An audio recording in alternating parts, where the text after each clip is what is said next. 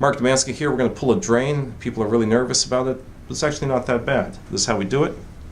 We cut the stitch here, and I have a special way of putting that stitch on so it's nice and easy. And then we pull it out. A little bit of pressure. It always feels odd, it feels strange.